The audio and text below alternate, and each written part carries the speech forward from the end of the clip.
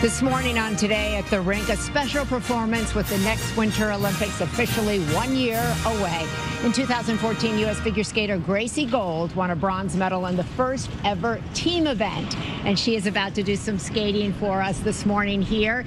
Good morning, Gracie. We get a chance to talk for a minute or so before. How much pressure is there on you right now to make the team?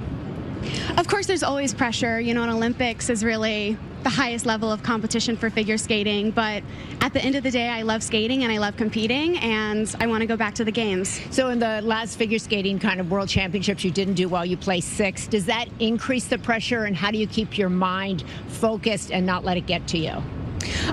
You know, really for me, it's just, you know, fire.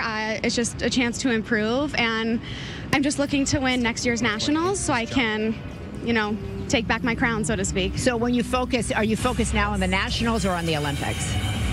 Nationals is, you know, the ticket to the games, right. But my eye is mostly on the games because that's the medal that I'm really looking for. How many hours a day are you putting in right now?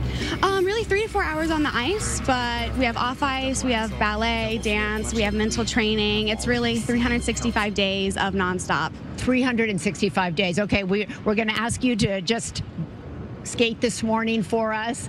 Don't fall, don't make a mistake, but good luck.